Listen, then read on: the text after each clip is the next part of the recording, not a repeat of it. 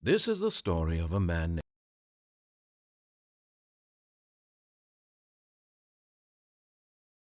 named Stanley. Stanley worked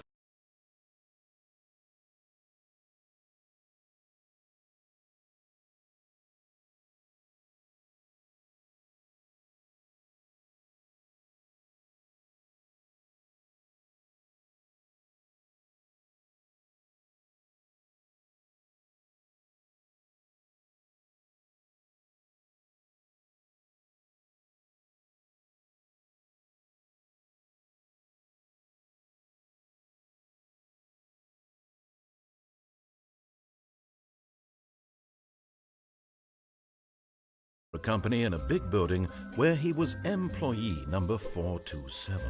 Employee number 427's job was simple. He sat at his desk in room 427 and he pushed buttons on a keyboard. Orders came to him through a monitor on his desk, telling him what. All of his co-workers were gone. What could it mean? Stanley decided to go to the meeting room. Perhaps he had simply missed a memo.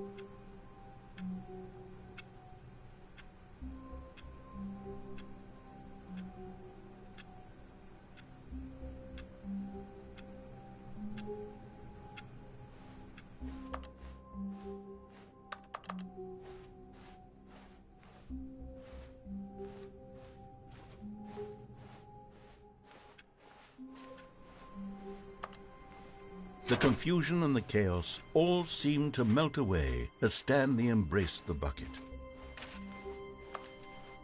Stanley clutched the bucket tightly to his chest and entered the door on his left.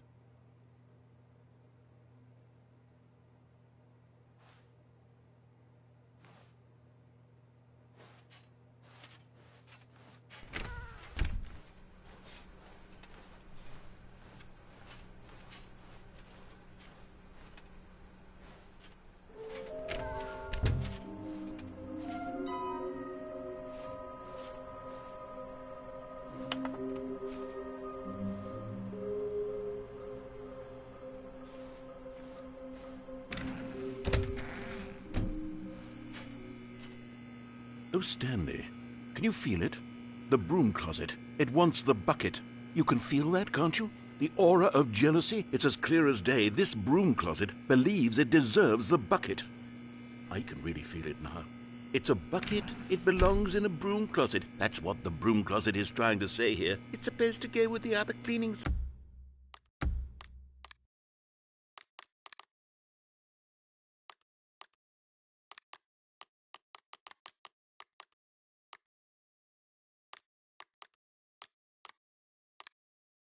supplies. Good for you, Stanley. Don't give in. Don't hand over the bucket. I know how hard it must be, given the pressure that the broom closet is putting on your shoulders right now, but you have to be strong. This is your bucket. This is your companion and lifelong friend. You can't hand it over. Oh, no. We're getting into name-calling now, it seems. Is this how low the broom closet has sunk, that it has to resort to this stream of petty insults simply in order to get you to hand over the bucket? Stanley, I never liked this broom closet for a variety of reasons, but even this is worse than I had imagined. And wait, now the broom closet has the gall to imply that you and the bucket are not truly deep and lasting friends? That your relationship is purely superficial and convenient? That your life is so banal and meaningless that you'd feel the same sort of kinship towards any inanimate object which happened to lay in your path in an even partially enticing manner? Well, I never. Go on, Stanley. Lay into it. Really tell the broom closet off for its demeaning comments. Expand on the wide variety of experiences you and the bucket have shared together. Go through each of them point by point. Share your journal entries detailing the rich emotional landscape of your feelings for the bucket as they have changed and evolved over the years. Let him have it.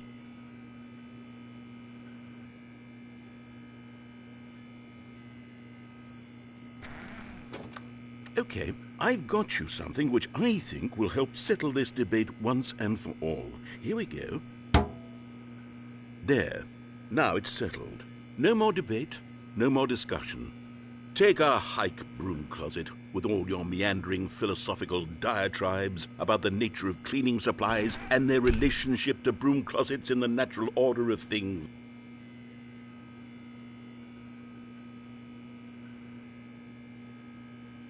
All right, I've got a second sticker back here, and I'm going to slap it on as well because I think it's appropriate.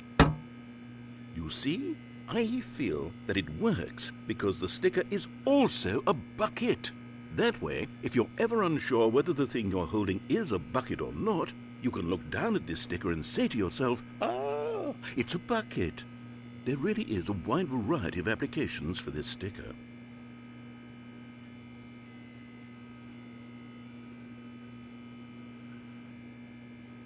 You know what?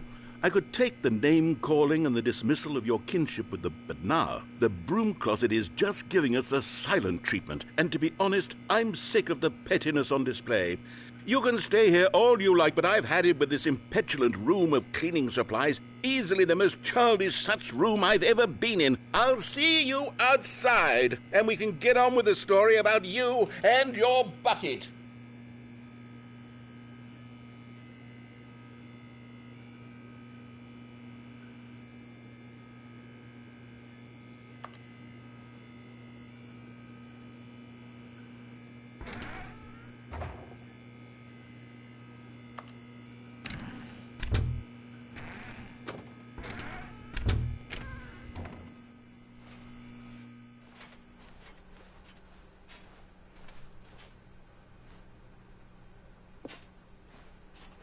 Coming to a staircase, Stanley and the bucket walked upstairs to the boss's office.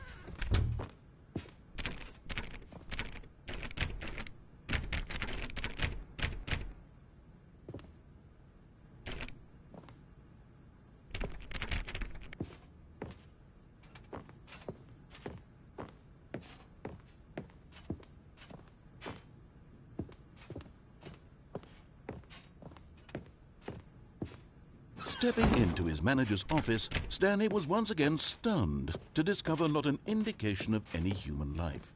Crushed by the weight of this revelation, Stanley may have broken down into an emotional dumpster fire if not for the soothing presence of the bucket did not react, except perhaps a tiny glow of warmth. Subtle, yes, but an unmistakable spark from somewhere deep within.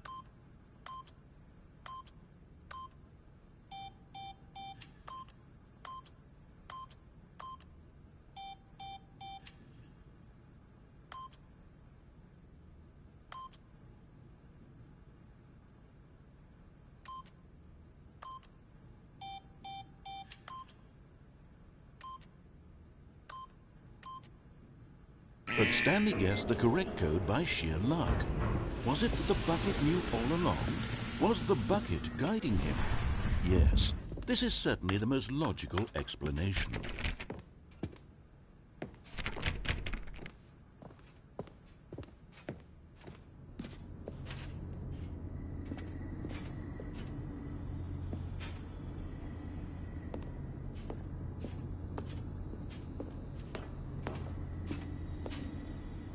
Okay, I'm going back to the name of these little Stanley figurines, and now I'm torn between Stanlerines and Figlies. What do you think, Stanley? What name better encapsulates the intrinsic sense of happiness that you get from seeing a small number in the corner of your screen go up by 1? Let me sit on it. I'm sure it will come to me.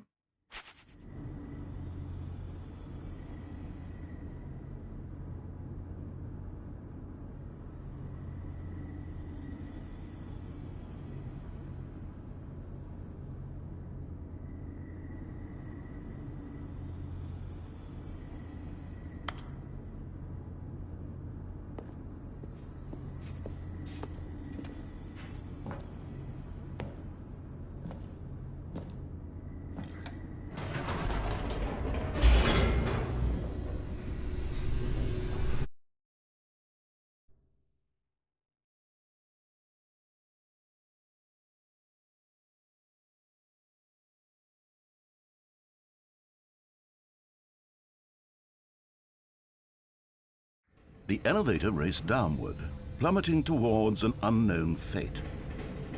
It would be all Stanley could do to keep himself together, if not for the bucket. Soothing him, comforting him, reassuring that in this darkest moment of uncertainty, he would be all right. The bucket is here for you, Stanley. Everything will be fine.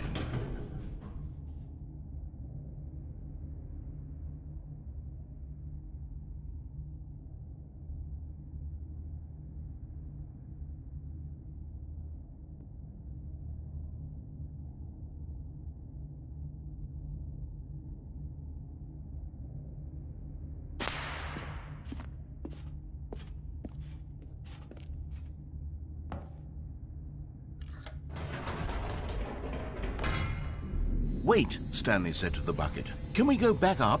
When I was pressing those keypad buttons, there was something very intriguing about the number 3. I want to go back so I can try pressing the number 3 again. The bucket said nothing.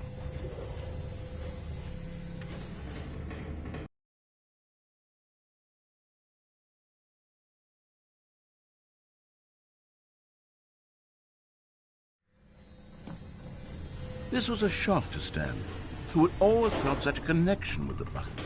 How was this not as exciting to the bucket as it was to him? Once Stanley had had enough of the number 3, he got back in the elevator.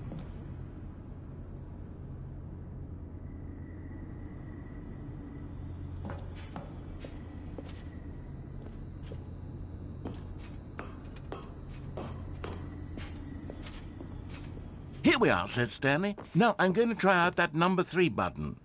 He took the bucket over to the keypad and began absolutely slamming on the number 3 over and over and over.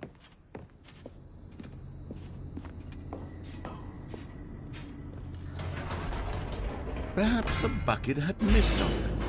Perhaps it had not seen how much joy Stanley got from slamming the number 3 repeatedly.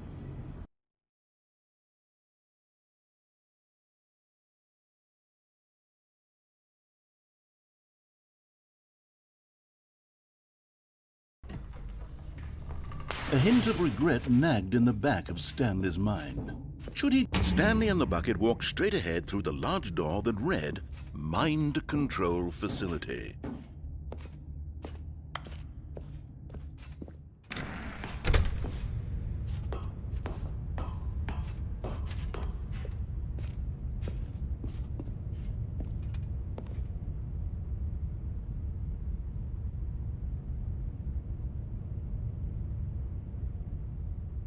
But just as Stanley was about to proceed further into the mind control facility, he tripped and fell over the railing and into the dark void below. Thankfully, he fell directly onto the bucket, which safely cushioned his fall. Now, what to do next? Stanley wondered. Stanley and the bucket could find no way out of this enormous pit, and so eventually they decided that the best thing to do would be to simply get comfortable down here. So they set up a little couch and relaxed. It really wasn't so bad down here, a bit cold perhaps. After some time had gone by, they installed a few shelves as well, and a sort of kitchenette that was useful for when the bucket was craving paninis. But it wasn't until the rugs and the standing lamps came in that it really started to feel like a home. In fact, after some time, Stanley realized that it had been ages since he had even thought of the mind control facility at all. He'd never gotten to fully explore what was up there, never been able to unearth the many mysteries of the mind control facility. This lack of closure began to eat at him. Soon he was dwelling on his regrets, and the state of their home slowly decayed as Stanley became withdrawn and neglected the cleaning. It unsettled the bucket deeply. Stanley wasn't usually like this. The bucket tried to reach out to him again and again, but to no avail. All Stanley could think about, all he could talk about, was going back, doing it over again, staying on the path. It was a mistake to leave the path. It was a mistake. It was a mistake. I need to do what the narrator says. I need to see the true ending. This made no sense at all to the bucket, which was simply trying to live its life down here as comfortably as possible. Yet Stanley was unconsolable. This isn't an ending. This is just a hole in the ground. The bucket sighed. True, it wasn't an ending. But it's where we happen to be. And maybe, possibly, if we accept the reality of things, maybe this will become an ending eventually. It's what the bucket was counting on. The two of them waited for a very long time.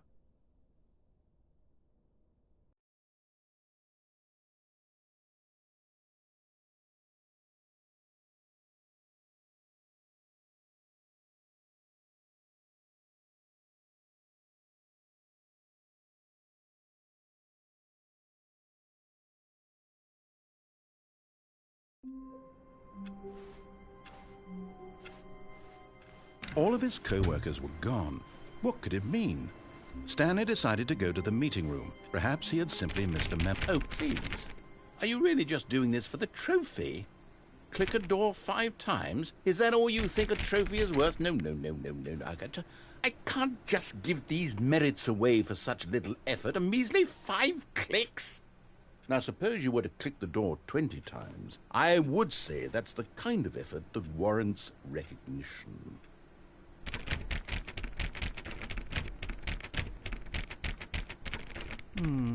I have to say, I'm still not feeling the satisfaction of witnessing true effort for a noble cause. Perhaps 50 clicks will do it. Yes, almost certainly 50 clicks.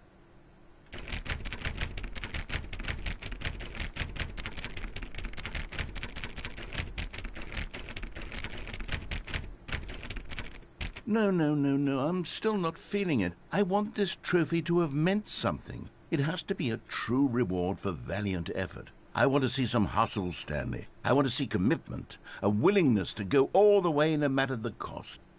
Why don't you go put 20 clicks into door number 417?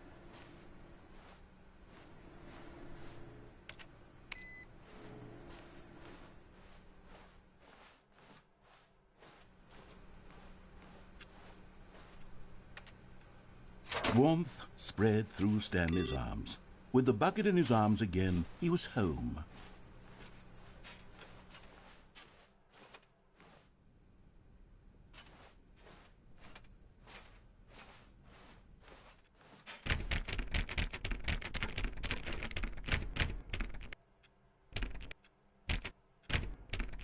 Okay, great. Now, go touch the bucket on door 437 a few times.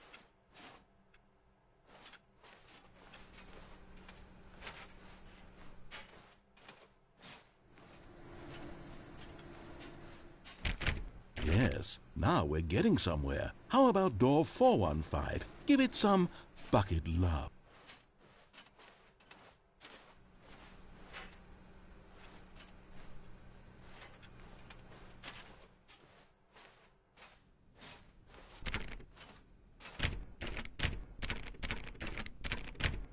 Now back to door number 437.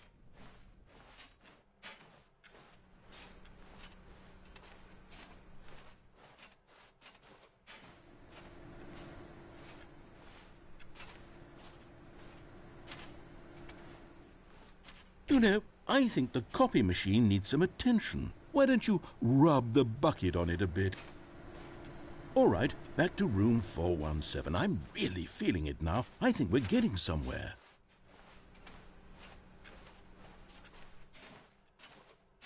Okay, now bring the bucket on top of employee 419's desk.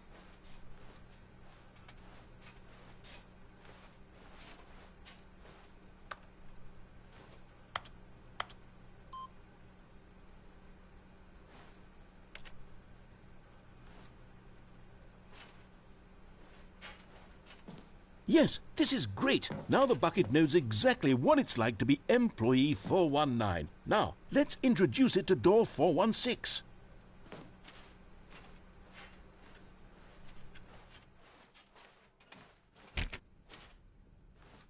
We've almost got it. Now make the bucket and the copy machine touch again.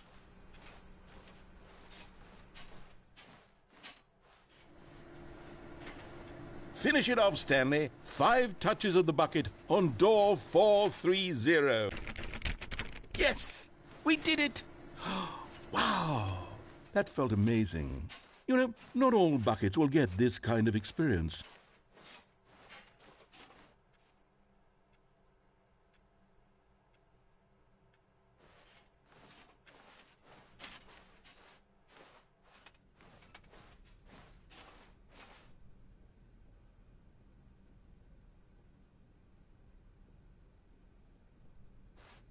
Stanley clutched the bucket tightly to his chest and entered the door on his left.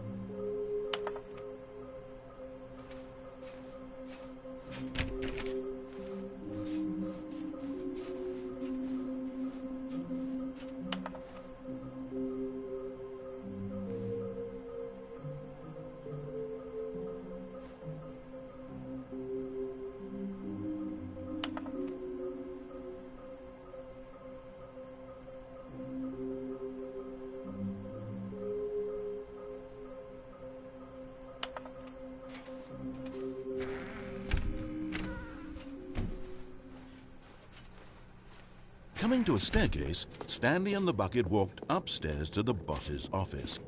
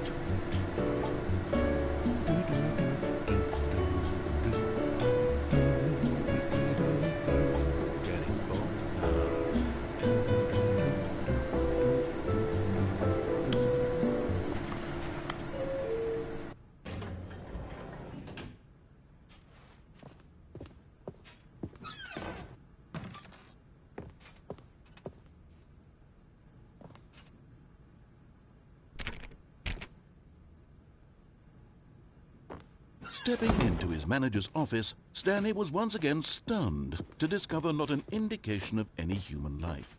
Crushed by the weight of this revelation, Stanley may have broken down into an emotional dumpster fire if not for the soothing presence of the bucket. Even now, in his darkest of hours, did the bucket's warmth and guiding light pierce the dark clouds of confusion and chaos. It would be with him always. The bucket would, and he knew it. The two of them were inseparable.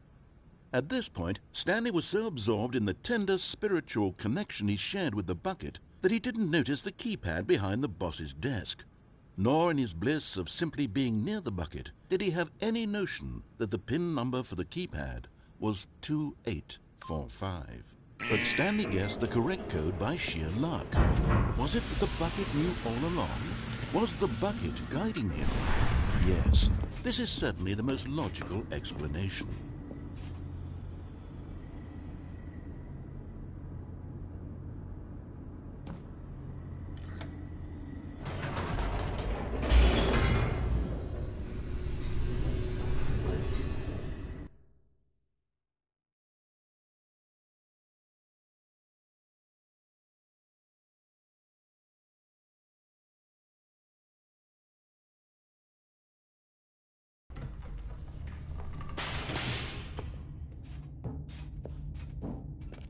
Stanley and the bucket walked straight ahead through the large door that read, Mind Control Facility.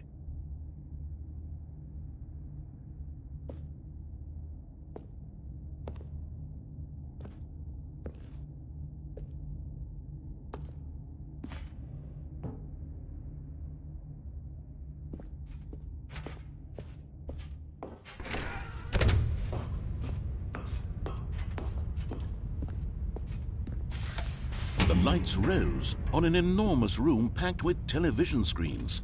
What horrible secret did this place hold? Stanley and the bucket both wondered to themselves.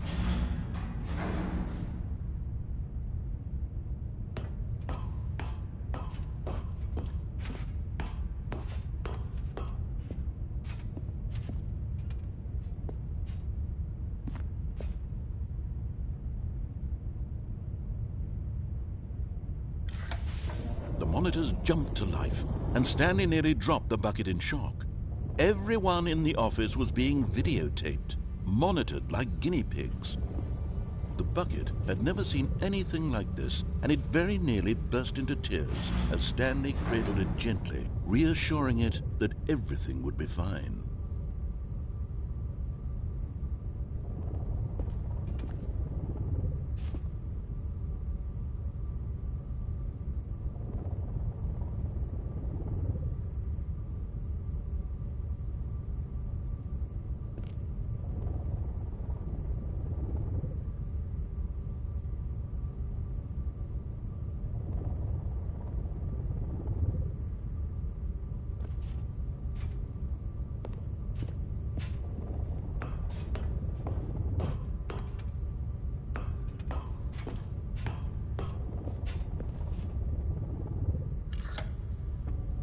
Was the bucket under the mind control facility's influence as well? Had the bucket been told to do things it didn't wish to do? What kinds of things does a bucket want to do or not want to do in the first place? These questions raced furiously in Stanley's feeble mind. No! He screamed into the bucket. He couldn't accept it. His own life in someone else's control, never! He squeezed the bucket tighter. His one friend in the entire world. At this point, he could trust no one except for the bucket. But here was the proof. The heart of the operation. Controls labeled with emotions, happy or sad or content. Walking, eating, working, all of it monitored and commanded from this very place. And as the cold reality of his past began to sink in, Stanley decided that this machinery would never again exert its terrible power over another human life. For he and the bucket would dismantle the controls for good. Two best friends, Stanley and the bucket, up against the world. They high-fived in a really cool way, and the bucket made a sassy comment about taking down the system.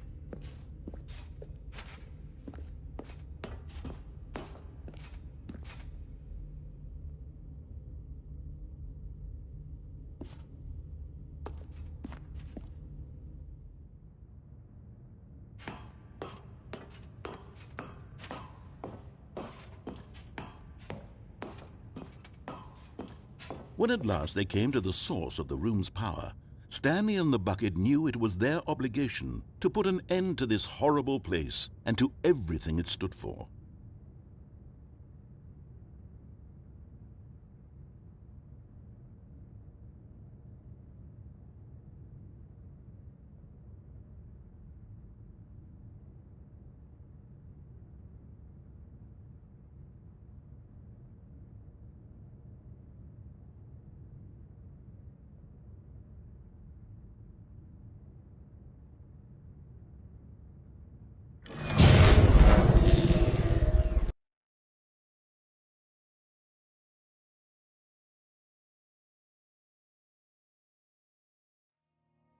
Stanley and the bucket waited in blackness. Was it over? Yes, they had done it. Stanley and the bucket had defeated their greatest and darkest enemy, freed themselves from the tyrannical grip of the evil mind control machine. Freedom was now mere moments away. Excitedly, the two of them began to discuss the kind of life they wanted to live once they stepped through this massive door. The bucket wanted to learn to roller skate. Stanley wanted to sneeze in every country on Earth. Both of them wanted to begin watching a movie, any movie, but then stop it halfway through and begin watching it in reverse from the end. True, it was a simple life they envisioned, but it was one they'd lived together, with one another to lean on, to trust, to support, and to... What? Wait. What was happening? Why had the door stopped? Was Stanley and the bucket not about to be freed? An unbearable silence filled the room, lingering in uncertainty, until finally the truth hit Stanley square in the face. This building did not want the bucket to leave. Even the facility itself recognized the incredible calming presence of the bucket, needed the soothing warmth of the bucket, would go to any lengths not to part with the bucket. No. Stanley can't leave this place, not while he has such a precious bucket in his arms, not while this building has anything to say about it. Stanley realized he would never again leave this very room, but at least he has the bucket. To be trapped eternally in darkness isn't really so bad, Stanley thought to himself. As long as I have my bucket with me, right? I'll be okay, won't I? Stanley gulped. Very soon now, he was about to find out.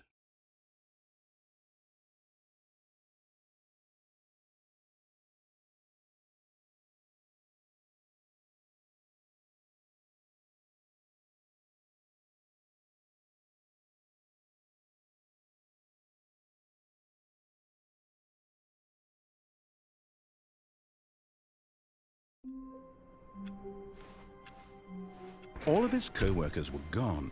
What could it mean? Stanley decided to go to the meeting room. Perhaps he had simply missed a memo.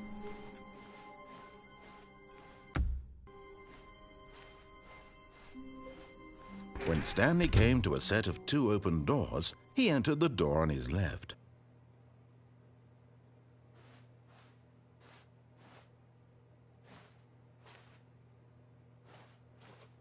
This was not the correct way to the meeting room, and Stanley knew it perfectly well.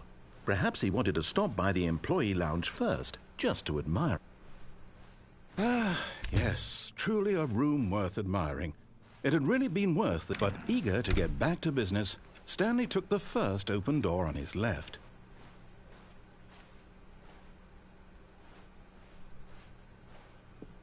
Stanley was so bad at following directions, it's incredible he wasn't fired years ago.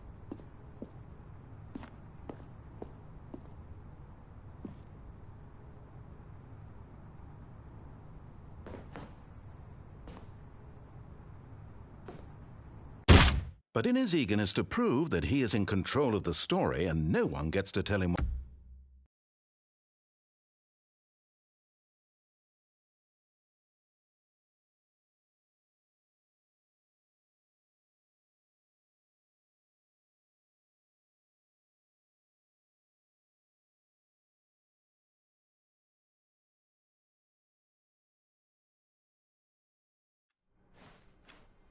All of his co-workers were gone. What could it mean? Stanley decided to go to the meeting room. Perhaps he had simply missed a memo.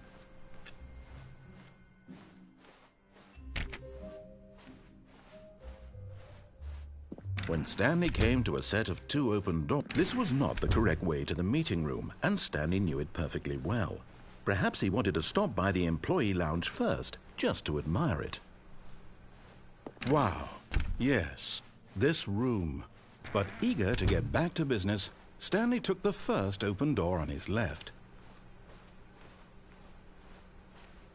Stanley was so bad at following directions, it's incredible he wasn't fired years ago.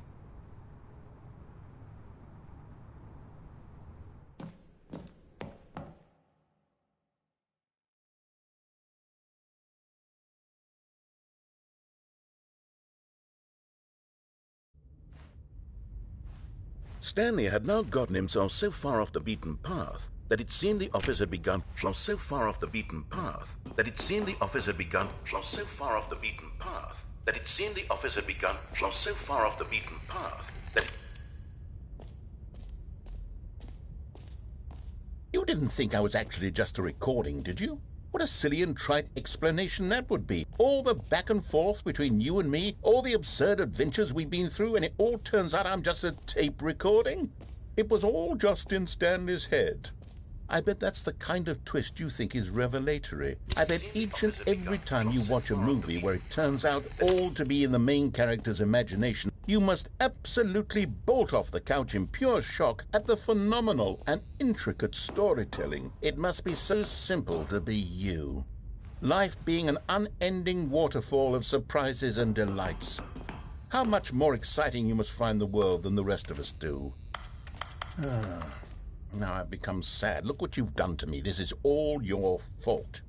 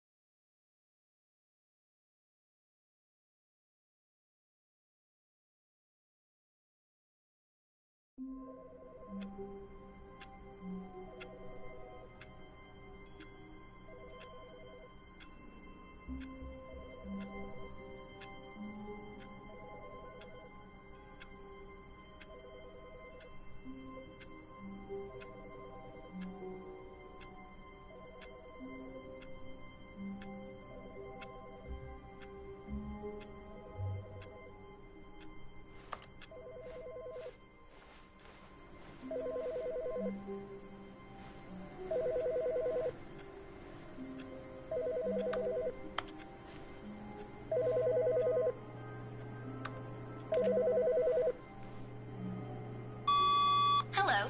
This is a recorded message scheduled either by you or a person in your place of work. The purpose of this message is to warn you about the dangers of recorded messages.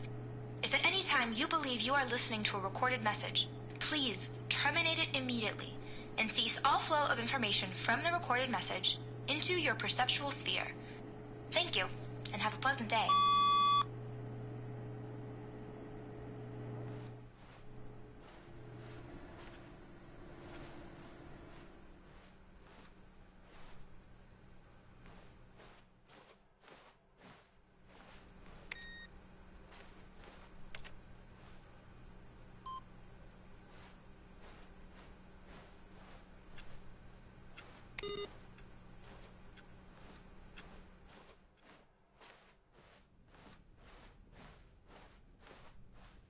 When Stanley came to a set of 2 open doors, he entered the door on his left.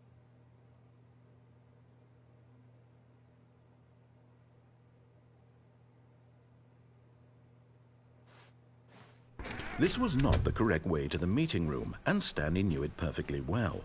Perhaps he wanted to stop by the employee lounge first, just to admire. The lounge was sublime, a work of art.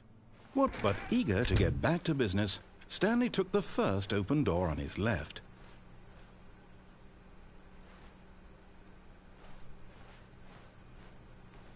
Stanley was so bad at following directions, it's incredible he wasn't fired years ago. Look, Stanley, I think perhaps we've gotten off on the wrong foot here. I'm not your enemy, really, I'm not. I realize that investing your trust in someone else can be difficult, but the fact is that the story has been about nothing but you all this... What? Really?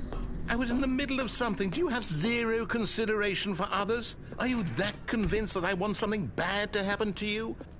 Why, I don't know how to convince you of this, but I really do want to help you, to show you something beautiful. Look, let me prove it. Let me prove that You're getting close now, Stanley. You've nearly gotten all of the Figler and Marines. Very soon, you'll collect the last one. And then the first number will equal the second number, and that will be it. We'll be different people by then. Different in the sense that we used to have none of them. And now we have them all. You can't go back to when you had no Figler and Marines. None of us can. Now listen carefully, this is important. Stanley walked through the red door.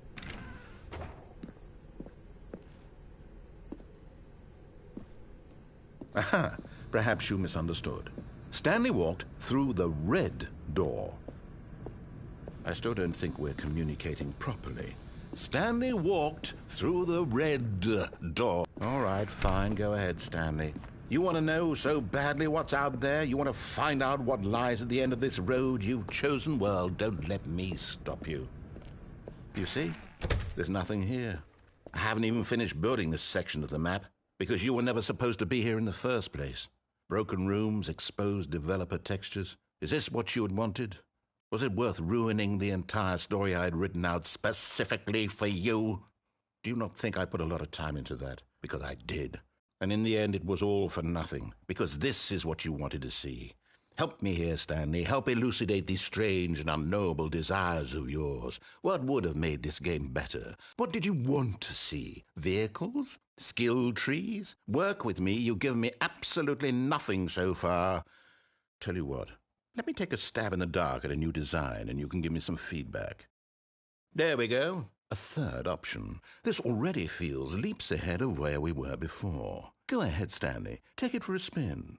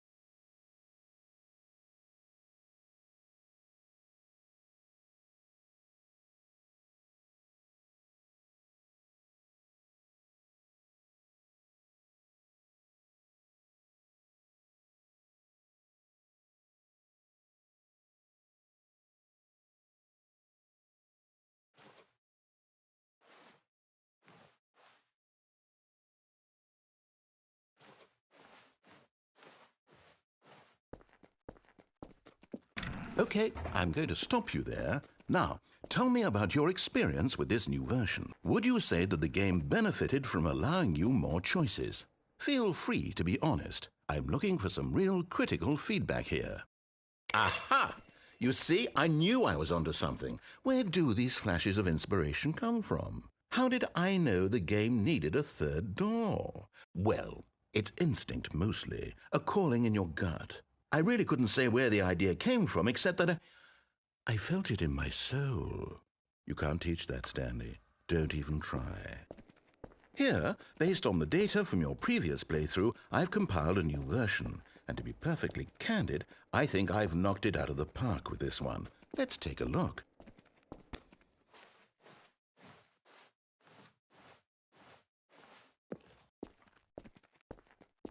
Now, would you say that competitive leaderboard helped you feel motivated to keep walking through doors? Again, honest answers, please. Hey, I nearly forgot. I've got a prototype of a new game I've been working on, and now would be a lovely opportunity to give it some playtesting. You wouldn't mind taking a look at it, would you? Perfect. Let me boot it up.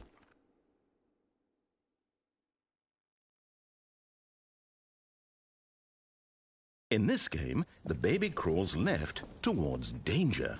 You click the button to move him back to the right, and if he reaches the fire, you fail. It's a very meaningful game, all about the desperation and tedium of endlessly confronting the demands of family life. I think the art world will really take notice. But of course, the message of the game only becomes clear once you've been playing it for about 4 hours. So why don't you give it 4 hours of play to make sure it's effective? Be sure to keep notes on your experience.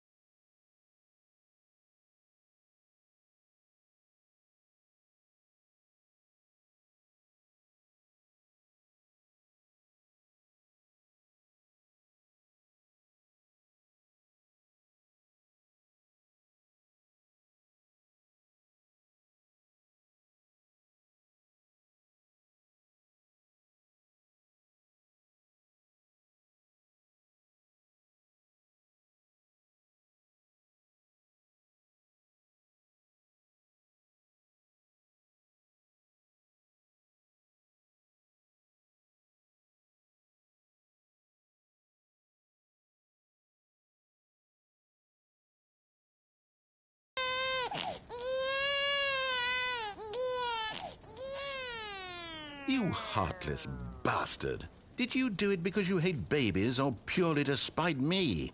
Because if it's the latter, well, I don't know what to do. I'm completely out of ideas. I can't think of a single thing that might improve the experience for me. I'm not even going to try. I'm out. I'm done. It's over. Thank you for playing. Your input was extremely valuable. Oh, hey, since my game was so awful, why don't we play someone else's game? Just to ease the pain. Let's see.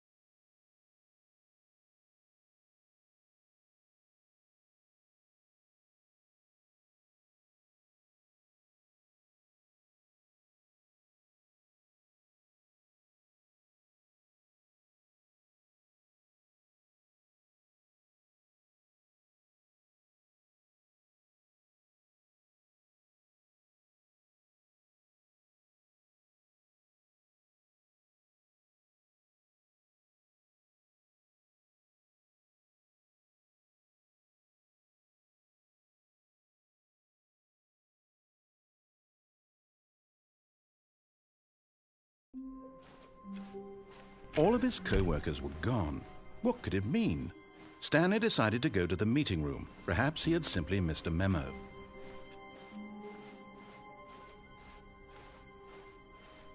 When Stanley came to a set of 2 open doors, he entered the door on his left.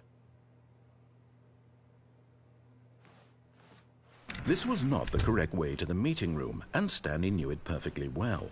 Perhaps he wanted to stop by the employee lounge first, just to admire it. Standing now in this incredible room, Stanley for the first time understood true happiness.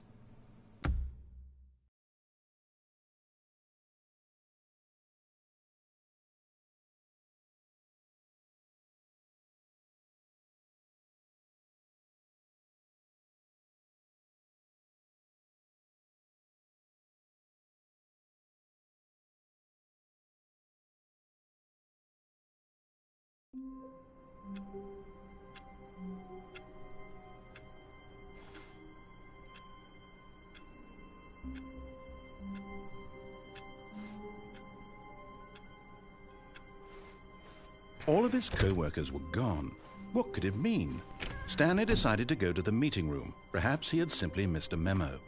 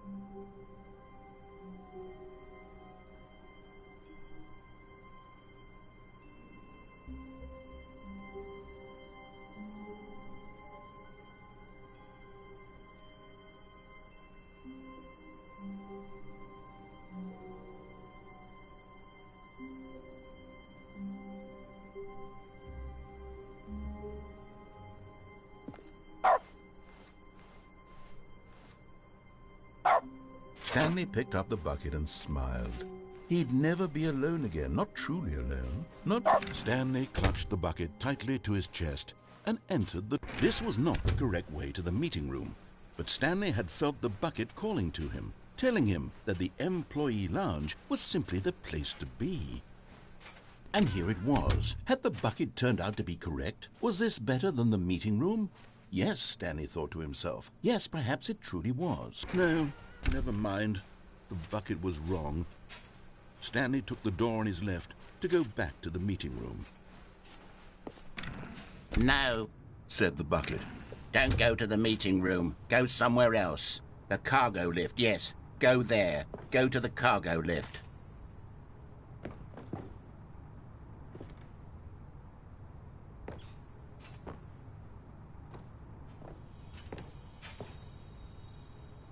And there it is, the last Stiggly Wiggly. Savor this moment, Stanley. This is a real accomplishment. This is doing something just for the sake of doing it. Where so many people expect to be rewarded for the most trivial achievements, you've insisted that a job well done is its own reward. I would tell you that I'm proud of you for collecting them all, but that would be like a reward, and we can't have that. So, instead I'll just say, it's done. We're all done here. And now we can go to whatever the hell you were doing before you hunted for figurines.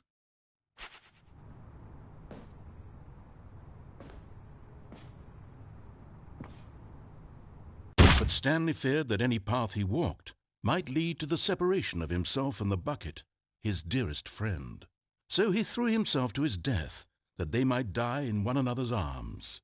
How deeply touching.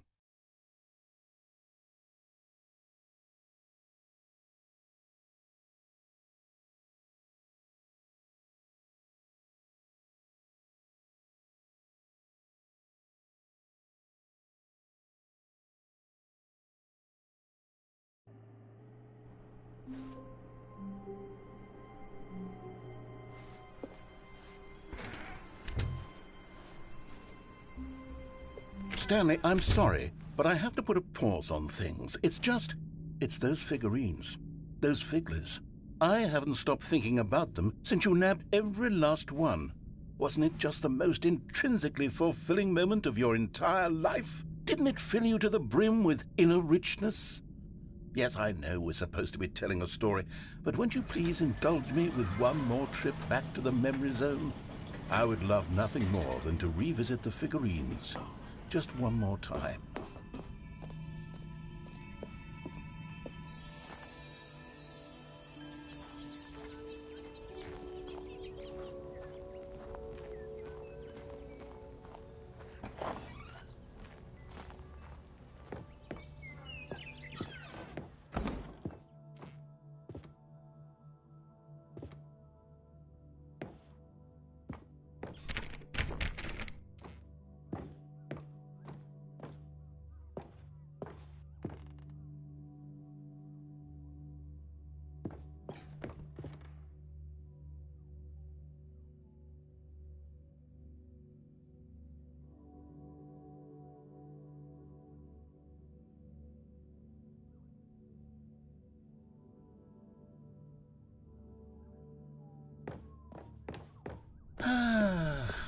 Here's where it all began.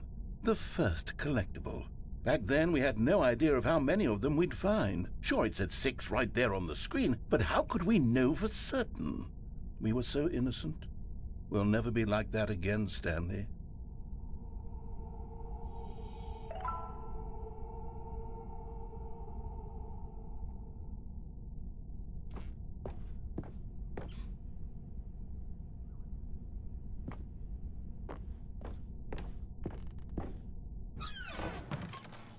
And here was a second Stanley. You found this one all on your own, just by poking around in the boss's bathroom. You did that, Stanley. I'll be honest. Back then I had no faith in you to find any of them, let alone 6. But you continue to surprise me in all sorts of mundane, unremarkable ways.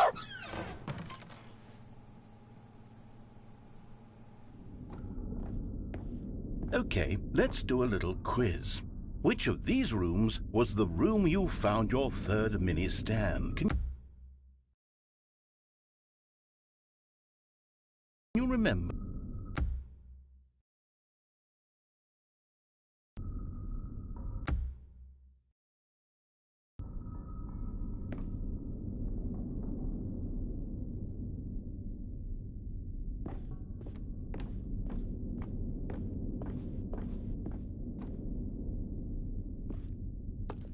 Hey, that's exactly right. It was here, under the stairs. It was the third one. You picked it up, and then after that, you had 3 of them. I'm glad these moments are so crystal clear in your memory, but I shouldn't be surprised. After all, science tells us that it's impossible to forget your third time doing anything.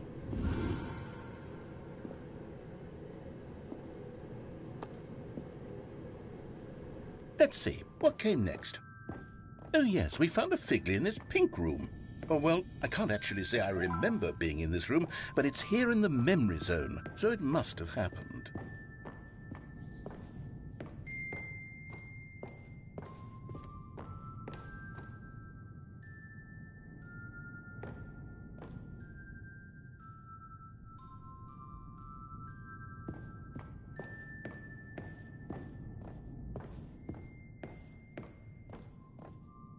This was the 5th mini Stan, and this one was really something special. It was by the red and blue doors. I remember it so clearly.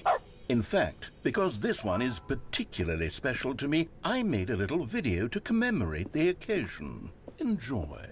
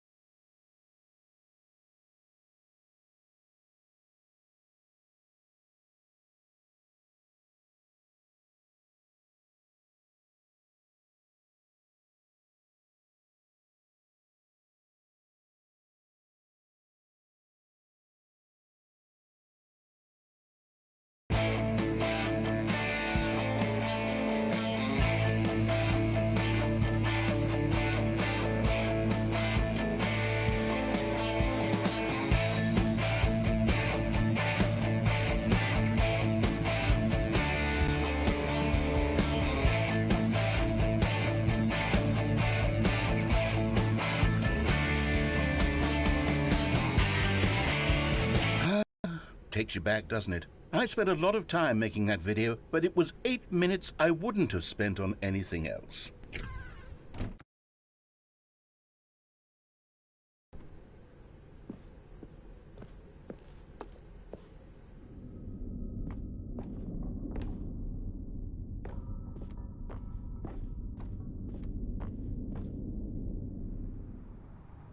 And then, Stanley, we came to the last collectible, the Final Figurine, right here in the warehouse. This memory is the most distinct and clear in my mind, perhaps because it was the one that happened more recently than all the others.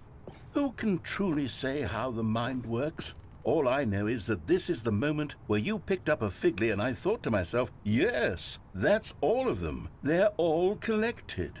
It was a moment unlike any other. Except for the other moments picking up figurines, which it was exactly like.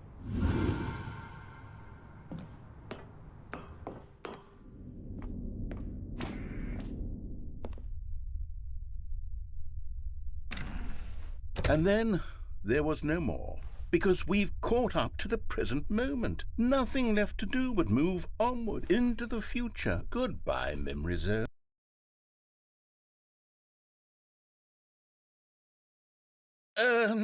No, I'm not done. I'm not ready to move on. Stop the loading screen. Isn't there some way we can stay here, keep enjoying these figurines? Let's just go backwards. We'll do the memory zone again from the opposite direction. See how that feels.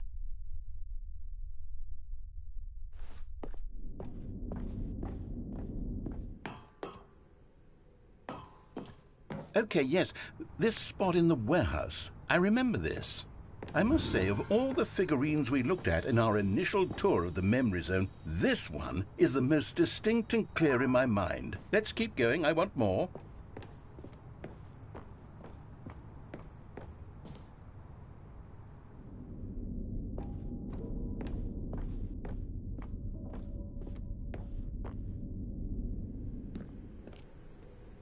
And here's where I made that video. Don't you remember the video we watched?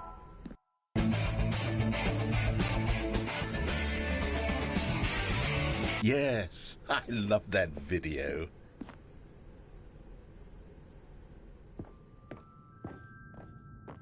Still don't remember the pink room, Stanley. Still no memory of this one. Good room, though. A solid room.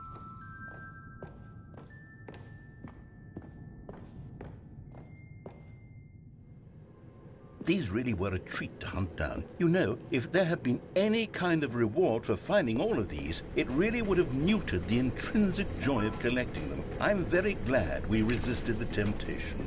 Next one.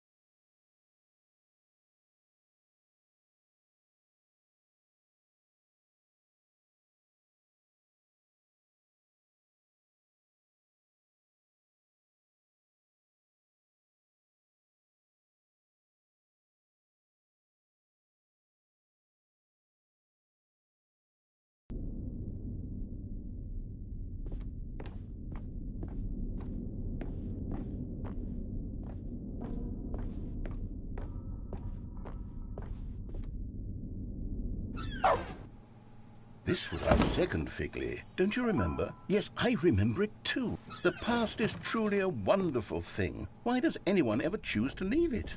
Keep going. This is it. The very first one we found in the exhibit where I introduced you to the figurines. Oh, I want more memories, Stanley. I want to keep going. What else is there? What came before this?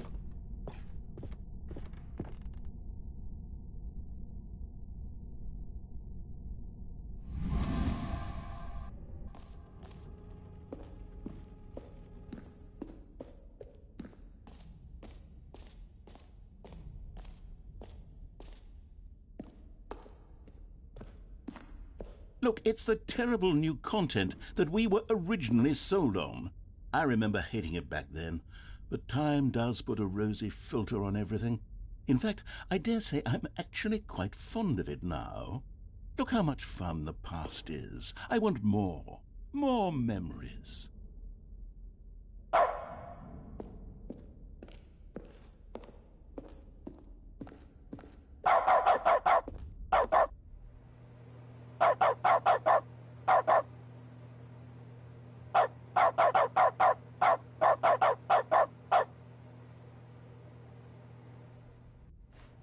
Oh, yes, the two doors. Who could have forgotten that? A classic memory, this one.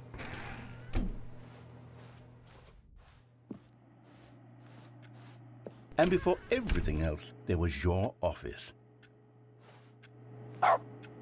Is there anything else? Was there something that came before your office?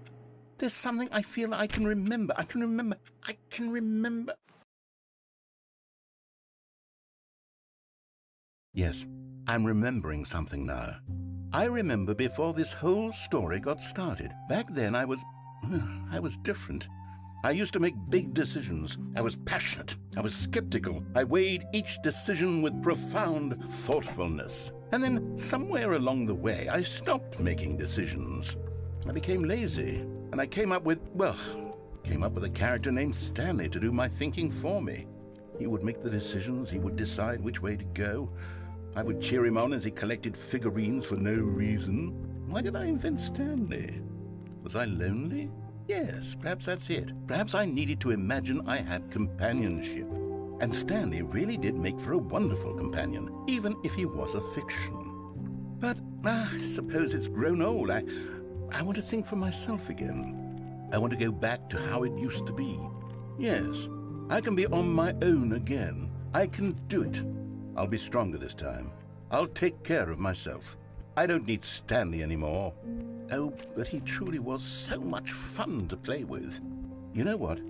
Since we're in the memory zone, how about one more good memory? Let's go back just once and give Stanley one more run of the office, and then I'll retire him for good. I did enjoy telling his story so very much. Okay, here we go. This is the story of a man named Stanley.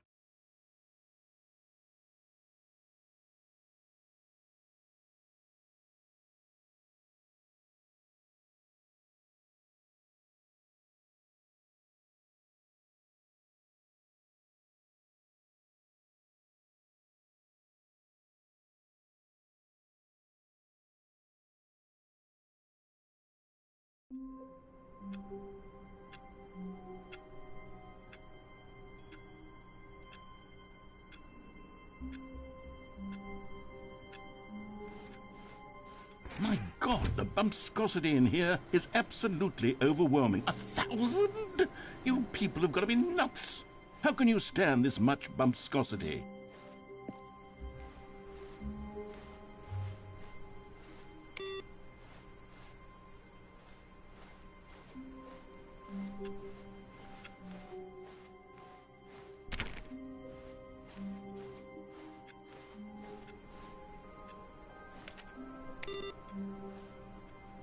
The good old bucket.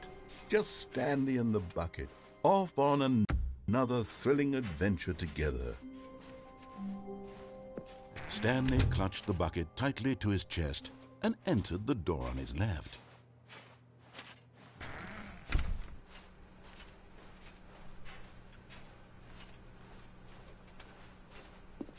Still no one was here. Stanley needed the bucket's warmth and comfort now more than ever. Perhaps his boss's office was where he'd find answers.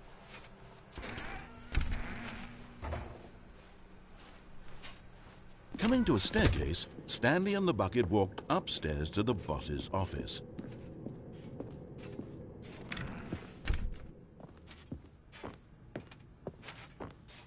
Stepping into his manager's office, Stanley was once again stunned to discover not an indication of any human life. Crushed by the weight of this revelation, Stanley guessed the correct code by sheer luck. Was it that the bucket knew all along? Was the bucket guiding him? Yes, this is certainly the most logical explanation.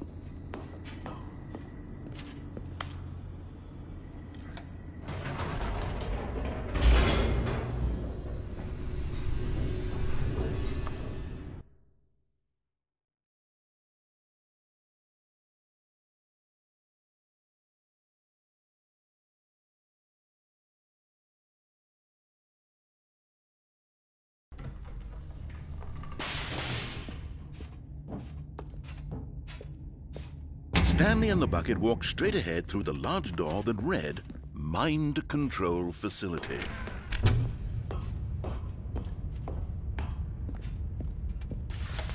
The lights rose on an enormous room packed with television screens. What horrible secret did this place hold? Stanley and the bucket both wondered to themselves.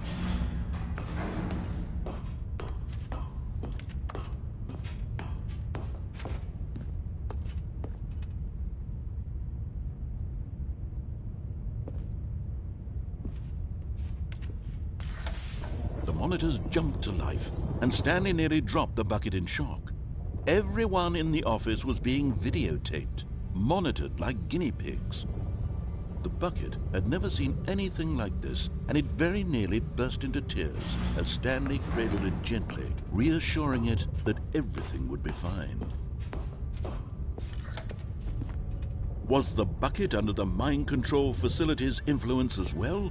Had the bucket been told to do things it didn't wish to do? What kinds of things does a bucket want to do or not want to do in the first place? These questions raced furiously in Stanley's feeble mind. No! He screamed into the bucket. He couldn't accept it.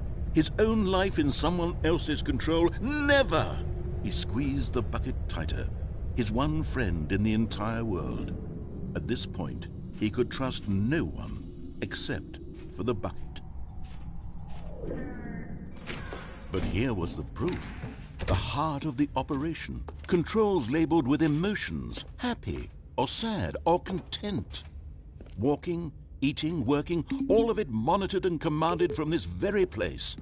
And as the cold reality of his past began to sink in, Stanley decided that this machinery would never again exert its terrible power over another human life. For he and the bucket would dismantle the controls for good. Two best friends, Stanley and the bucket, up against the world. They high-fived in a really cool way, and the bucket made a sassy comment about taking down the system.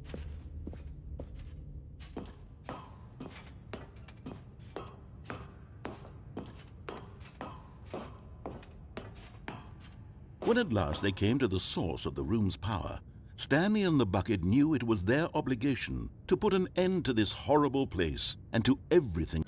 But at the last second, the bucket jumped in and pressed the button to turn on the controls. Stanley gasped in horror. Had this been the bucket's plan all along? To take over the machine and claim the power for itself? How could the bucket have betrayed him like this? Stanley was prepared to throw the bucket away in disgust when suddenly an image appeared upon the enormous screen. Birds. Silly, silly birds. The control buttons became active again.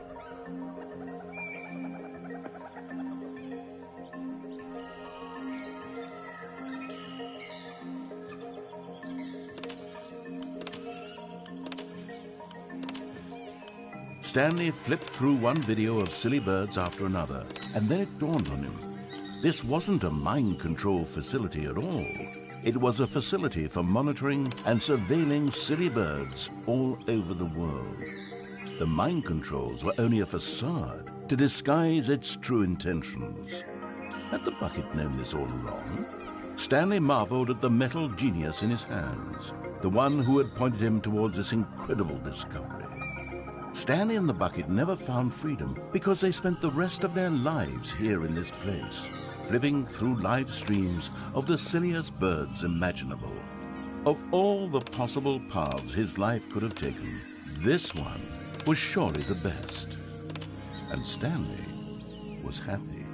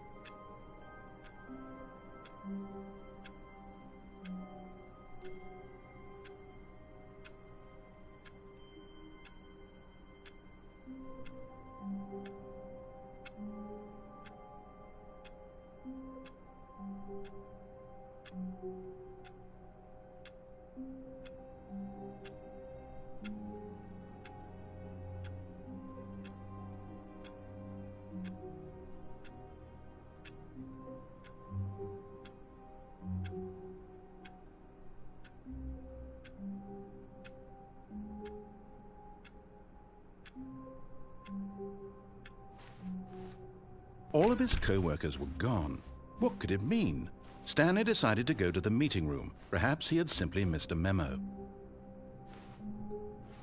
When Stanley came to a set of 2 open doors, he entered the door on his left.